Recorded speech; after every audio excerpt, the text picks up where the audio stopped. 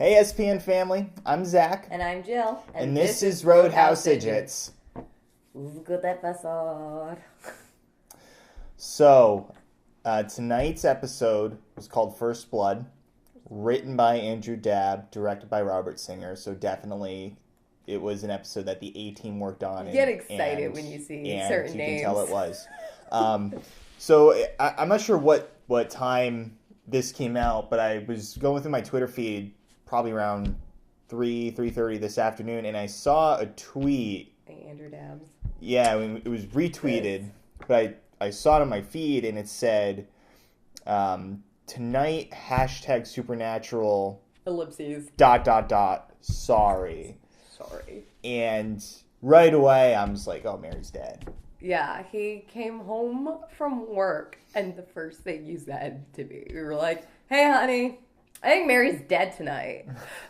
And I was like, why? Yep. I feel like it's a little bit too early in the season. I'm not opposed to the theory that she won't survive the season, but I feel like we are going to have more time with her, especially because she hasn't been in every episode. But then as the episode was progressing, I was like, damn, is he going to get this one before May? Yep. I was almost, but, oh, what a great. So let's go through it. Okay. So, I mean, what's there to go through? 50% of it was, boys are in the cell for, what was it, like 6 weeks, 2 hours, 10 minutes, I don't know. Yeah, 2 days. But 6 weeks, 2 days, 10 hours, or whatever, something along those lines. Dean has one bolt to his possession, and it's, I mean, as an aside, it's crazy, like, the odds and ends that people wind up in prison with, like, are just some of the craziest things. Like, you can build so much out of so little. So many weapons out of so little. That's another story for another time.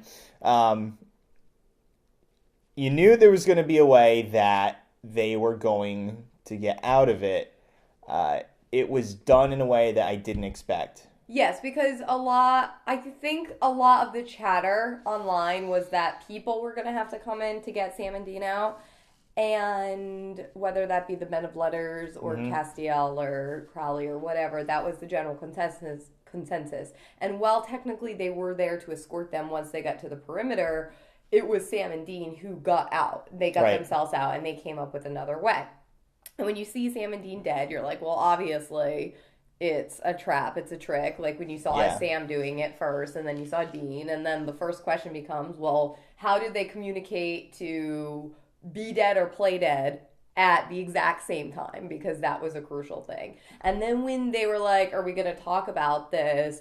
It became very apparent very quickly that they weren't playing dead, that they were actually dead, and some sort of deal was made. So I was thinking, like, man, these two are brothers. They've been together for, so long. Thick and thin.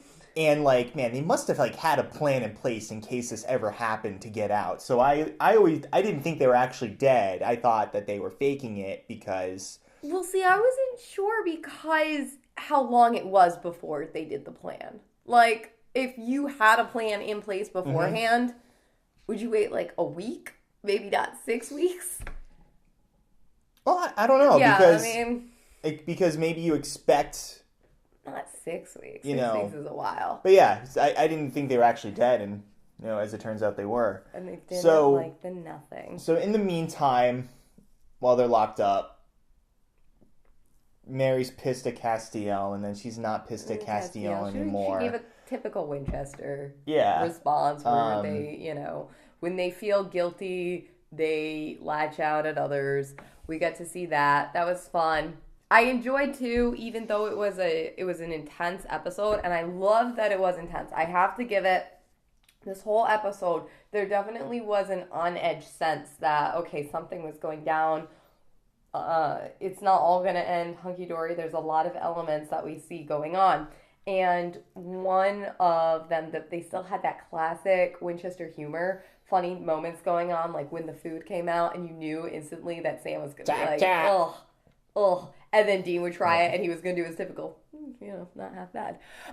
Like, it's fine. So that was enjoyable. Best line of the episode easily goes to Castiel at the end of the episode. So let's talk about the end of the episode before we get to that. Because it's plot twist. It was a plot. I think as soon as, whether or not you figured it out that Billy was involved, I think, for the most part, as soon as I saw Lisa Berry's name came up in the opening credits. As soon as you saw that, and you saw that that Lisa Berry's name was in the appearance, but then, like, soon as Sam said to Dean, like, you didn't tell him, like, that one of them has to die, and, like, Dean didn't want to talk about it, and you could probably assume that they made a deal with Billy, because that's a Reaper. They had to deal with death. Death's kind of her thing, as she said. And as soon as the three of them were together, that's when I actually get nervous that your prediction was right, because up till that point, I was like, no, Mary's not going to die. I feel like if Mary were to die, I honestly feel it would come to Dean having to make a choice to save his mother or save his brother. I don't know why I feel like it's going to be Dean that has to make that choice. I just feel like it seems like something Dean would have to do. Maybe I'm dark and twisted. But Mary makes, as soon as you saw, like, a Winchester has to die, everyone knew that Mary was going to be like, me. Yeah. Hello. Yeah. But, plot twist, then we have Castiel over here, who's just sitting back, and poor Cass right now, because I feel like of all the seasons where you feel bad for Sam or feel bad for Dean, poor Cass, he has such a low opinion of himself right now. He feels so hopeless without these Winchesters, and he loves all of the Winchesters so dearly. You could see it at the beginning of the episode. He couldn't even tell Mary over the phone. He wanted to tell her in person because he felt so guilty, like he was a scared puppy. You really sense some humanity coming from him now. He has this, like, such strong attachment to the Winchesters. He felt like the whole thing with the vampire case, like, I couldn't do it what they could do, and you felt for him there. And then at the end of the episode, Cass had just had enough, and he's seeing this sacrifice, and not just from this episode, but from time and time again, of Dean saying, I'm going to sacrifice myself, of Sam saying, I'm going to sacrifice myself. And now here comes Mary, I'm going to sacrifice myself, and he's like, God, you freaking Winchesters. Yep, like, so let's kill the Reaper. And nobody's dying tonight. Nobody's dying tonight. Which leads to my favorite line of the episode. You made a deal. You made a stupid deal. And I broke it. You're welcome. Yep. All of it. Will that have consequences? Yes. Billy said you cannot break a deal. It will have cosmic consequences. Cosmic. Oh, okay? Boy. Cosmic. So we've already seen boy. this. Like, you cannot get rid of the Mark of Cain. If you get rid of the Mark of Cain, bad things will happen. And that's great, because this is where Hugh, men of letters, because we haven't really talked about them this episode. Nice douchey move, guys, like killing every soldier out there, which you knew was going to happen. Right, yeah. You knew when they looked at it and you're like, oh, you're going to kill all those casualties. And I really liked the older investigator. I thought it was a smart... The old guy, yeah. Well, I thought it was a smart casting choice, because during the speech of, like, this is going to work and this is going to be tough, I think you got to give him props. And I think it was really smart choosing someone older. That way it could still... Because now that Sam and Dean are older... When they, in season 1 and season 2, you could just sort of get, like Agent Hendrickson. He wasn't, he was older than the boys, but he wasn't this super old guy. Now that the boys are older, having still that older figure to have, like, an authoritative figure of, say, like, hey, you've been doing this a long time, but I've been doing it longer. Obviously, if you take into account Hell and Purgatory years, Sam and Dean have been doing it longer. But this guy... He clearly knew his stuff, because as Sam and Dean admitted, they said that this was worse than a lot of the torture that they went through. So, like, kudos to him. He realized what works. There was something to his theory about, like, stir-crazy isolation is a rough thing. Yeah. So, men of letters, they kill them. Jerks. But they gain some Winchester trust. We saw the end of the episode. What was the end of the episode with Mary? Yeah, so Mary is... Well, let's back up a little bit, because... The men of letters are attempting to recruit American hunters, and as stubborn as most of them are, they're not having any of it, and frankly, I don't blame them.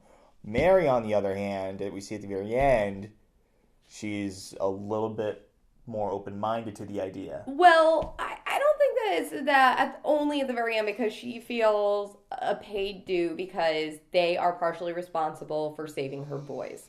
And that's really, I think, what it wires down to. Was they wanted to show, hey, we're doing this with the expectation of nothing in return, but they do have something in return. And now that she's seen what they could do and that she's seen that they have helped, it's something of, okay, the tangle web we lead because tangled web we weave. Thank you. We have seen this in the past. We've already seen how they are doing things.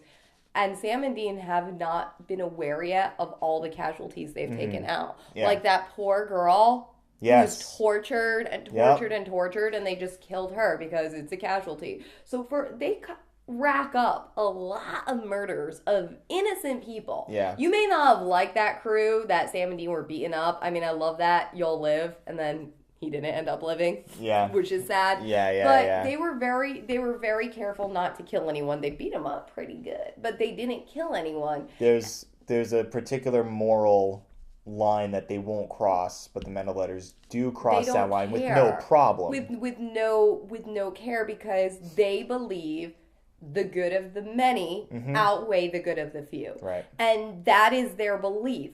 It is very different from how Sam and Dean believe.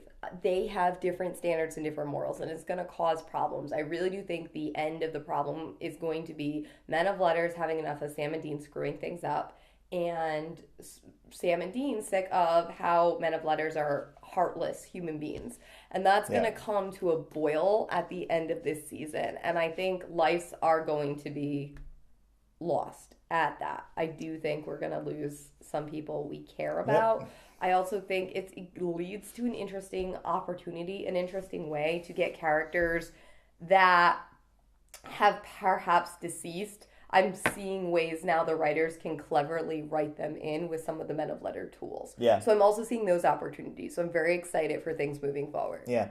And there's definitely a higher up because we've been introduced to Lady Tony, Arthur Ketch, and Mick, and they have a boss. They clearly, Mr. Ketch is not in charge. He's the cleanup guy. They've got a boss, and I'm curious. The typewriting too.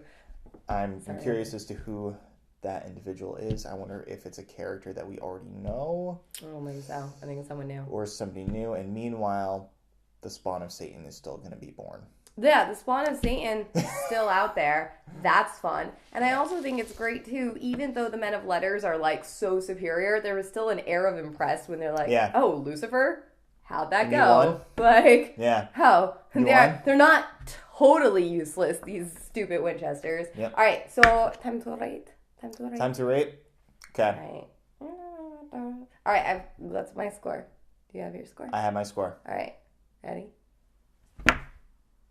What'd you get? 10? 10. I give it a 9. 9.5? 9.5 is a good episode. It was a really good episode. This was really good. I was on the edge of my seat the whole way through. It had like a Rambo-esque type feel for, especially in those scenes in the woods when they're running away from the Navy SEALs or whatever you want to call them, the guys in the tactical gear. And I just think it sets up for a really interesting second season. Yeah, it was a really good.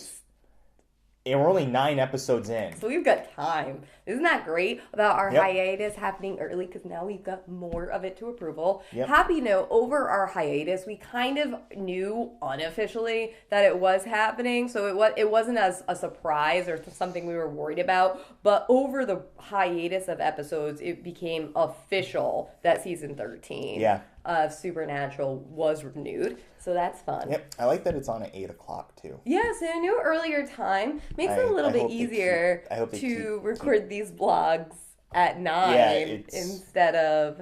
10:30 at night. 10:30 at night. So, so it makes it a little bit easier on the editing front. So hopefully that means I can maybe get these out to you at a slightly earlier hour on Fridays. Maybe. Yep. So... I think that's a wrap. I think that's a wrap on this week. So, guys, Let us know in the comments below. Did you think a Winchester was going to die tonight? If so, did you think Mary was going to die tonight? Or were you like, no, nothing was going to happen to the Winchesters? I wasn't so worried about Sam and Dean, but I was a little worried about Mary only at the very, very end. I was very much worried about Mary. I didn't think she was going to die, but then at the end I was like, oh man, you got me. Not thinking about Cass. Do you have any guesses what the cosmic penalties, consequences are going to be for a Winchester not dying? Like, who's our new Reaper in town, guys? Let's be real. Someone. Dev's gone. Billy's gone. Who's going to be our new Reaper in town? Let us know what you think in the comments below. And subscribe to our videos because we put new videos out every Friday. Thanks so much for stopping by the Roadhouse. Carry on and have a wayward week.